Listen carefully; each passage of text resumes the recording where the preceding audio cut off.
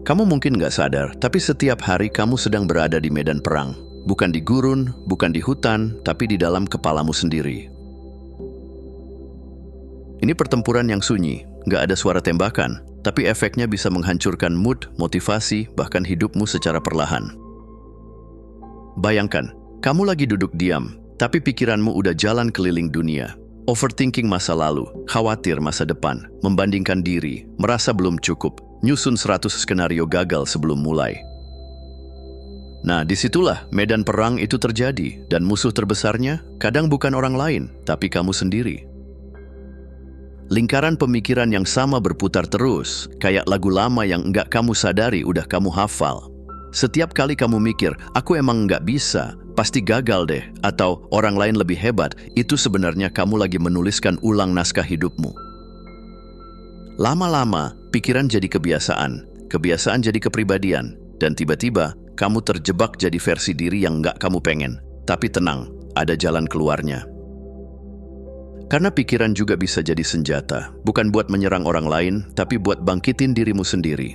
Di tengah segala loop yang mengikat, ada juga pikiran yang bisa menyelamatkanmu, bikin kamu melangkah lebih ringan, lebih berani. Dan semuanya dimulai dengan satu hal, yaitu sadar.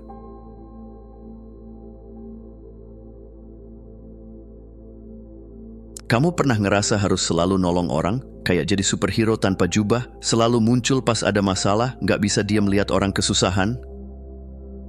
Sekilas kelihatan mulia, tapi tunggu dulu, bisa jadi itu bukan karena kamu baik hati, tapi karena kamu butuh jadi pahlawan. Kadang, keinginan buat bantu orang tuh nyamar jadi sesuatu yang lebih halus, rasa, lebih tahu, lebih kuat, atau bahkan lebih penting.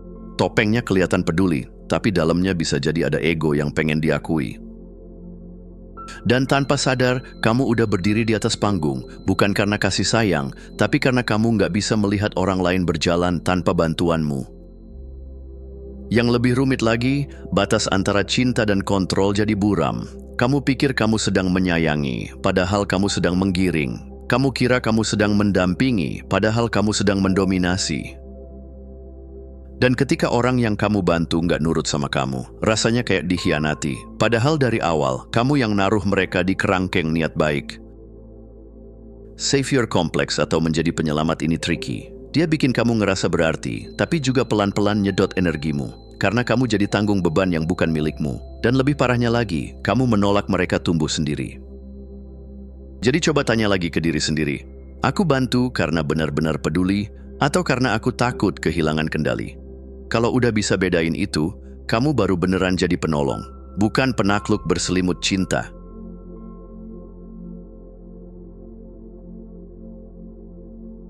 Dendam itu mirip kopi hitam, pahit, tapi bikin melek, dan sayangnya bikin melek yang salah arah. Banyak orang yang bilang, aku nggak dendam, cuma pengen mereka tahu aku bisa lebih hebat.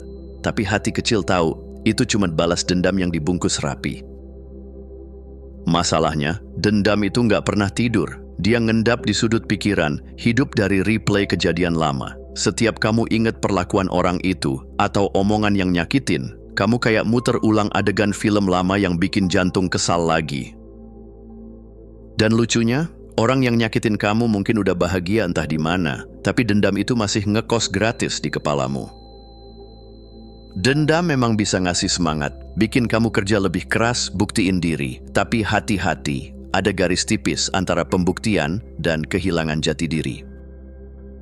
Kamu mulai ambil jalan yang bukan kamu banget, ngelakuin hal-hal yang bukan kamu banget. Demi satu misi, mereka harus lihat aku sukses. Pertanyaannya sekarang, kamu benar-benar pengen tumbuh, atau kamu cuma pengen mereka nyesel? Karena hidup bukan tentang ngalahin mereka, tapi tentang berdamai dengan dirimu sendiri. Kadang, kekuatan terbesar bukan ada di saat kamu balas, tapi saat kamu bisa bilang, aku tetap melangkah tanpamu di pikiranku.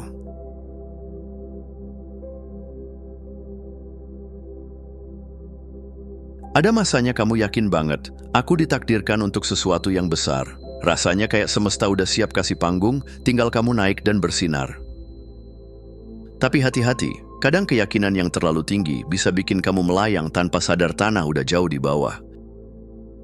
Takdir itu bisa jadi motivasi, tapi juga bisa jadi jebakan. Ketika kamu terlalu terpukau dengan gambaran masa depan, kamu bisa lupa gimana caranya hidup di hari ini. Ambisi negatif jadi candu. Setiap hari yang nggak sesuai rencana terasa kayak kegagalan. Padahal mungkin itu cuma jalan memutar yang penuh pelajaran. Lebih bahaya lagi, saat kamu mulai percaya bahwa kamu pasti berhasil hanya karena kamu yakin banget. Lalu saat hidup nggak sesuai skenario, kamu bukan cuma kecewa, kamu bisa hancur. Karena ternyata yang kamu bangun bukan tujuan, tapi ilusi tentang siapa kamu seharusnya. Impian itu penting, tapi dia harus tetap punya kaki. Kalau tidak, kamu akan terus berlari mengejar bayangan yang tak pernah bisa dipeluk. Jadi, percaya sama takdir boleh, tapi jangan lupa, takdir juga butuh kamu yang hadir. Di sini, di sekarang, bukan hanya di puncak yang kamu khayalkan.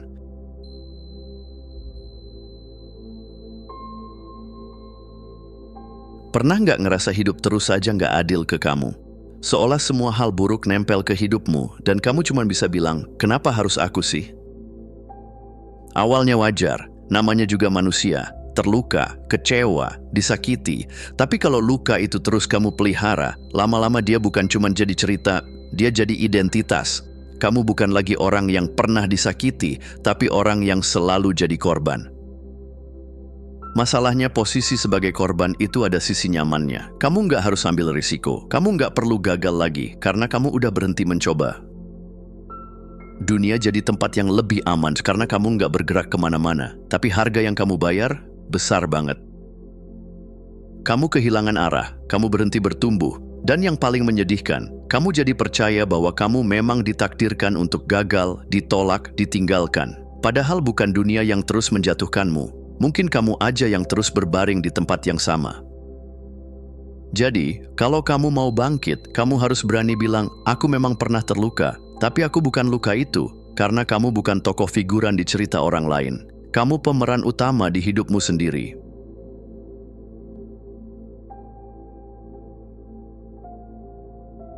Kadang, yang kamu butuhin cuma satu hal, yaitu jeda. Menjauh dari keramaian, dari omongan orang, dari ekspektasi yang bikin sesak. Kesendirian jadi tempat aman, tempat kamu bisa bernapas, mikir jernih, dan ngumpulin diri. Tapi masalah muncul saat jeda itu berubah jadi dinding. Kamu nggak lagi menenangkan diri, tapi mulai percaya bahwa nggak ada yang bisa ngerti aku. Kamu bukan lagi istirahat dari dunia, tapi mulai nutup semua pintu. Karena setiap interaksi terasa melelahkan, setiap hubungan terasa berisiko. Lalu keheningan pun jadi kebiasaan. Kamu ngobrol cuma sama pikiranmu sendiri. Dan pelan-pelan, suara-suara di kepalamu mulai terdengar paling benar, meski kadang itu suara yang menyakitimu sendiri. Yang bikin ngeri, saat kamu merasa makin nyaman dalam kesendirian, kamu bisa lupa rasanya dekat dengan orang lain. Dan kamu mulai meyakini bahwa sendiri adalah selamat, sementara terhubung adalah ancaman. Padahal, kamu nggak harus milih antara bebas dan bersama. Kamu bisa punya ruang sendiri tanpa kehilangan jembatan ke hati orang lain.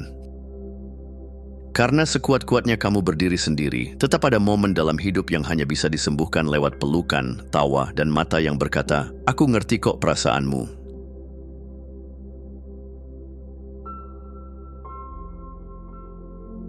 Ada rasa puas tersendiri saat kamu bisa mengatur semuanya. Jadwal rapi, rencana matang, hasil sesuai ekspektasi.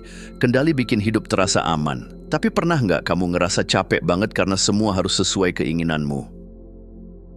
Bisa jadi, keinginan untuk mengontrol itu lahir bukan dari ambisi, tapi dari ketakutan. Mungkin dulu kamu pernah dikecewakan, disakiti, dikhianati. Dan sekarang, satu-satunya cara agar itu nggak terulang adalah kamu harus pegang semuanya erat-erat. Masalahnya, dunia ini nggak bisa kamu remoti. Orang lain punya pikiran sendiri, hidup punya agenda sendiri. Dan semakin kamu coba kuasai segalanya, semakin kamu lelah dan kecewa. Kendali yang awalnya jadi tameng, lama-lama jadi penjara. Kamu takut delegasi, takut kejutan, takut salah. Dan tiba-tiba kamu sadar, kamu bukan penguasa hidupmu, tapi tawanan dari rasa takutmu sendiri. Jadi pertanyaannya, kalau kamu lepasin sedikit kendali itu, apa yang benar-benar kamu takutkan akan terjadi? Karena kadang, justru saat kamu berani ngelepas, hidup malah ngasih kamu lebih banyak hal yang tak terduga, dan jauh lebih indah dan ajaib dari yang kamu rancang.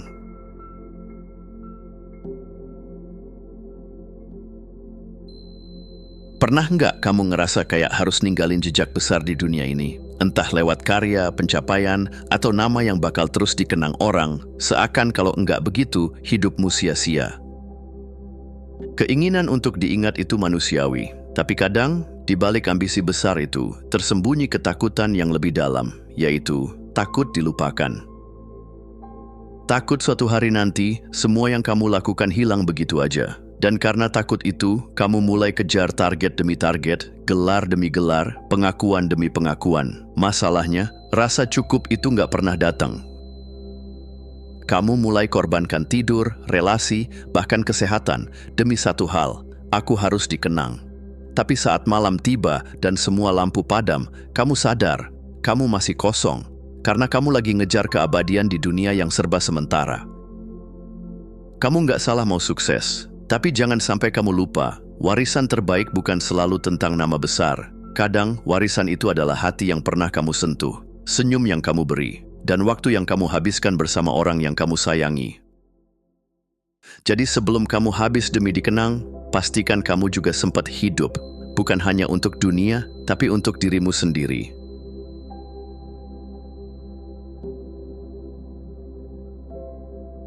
Kabar baiknya, kamu nggak sendirian. Kabar kurang baiknya, kamu mungkin udah terjebak di salah satu loop tadi, dan kamu bahkan nggak sadar. Itulah kenapa langkah pertama yang paling penting bukan menghancurkan, tapi menyadari.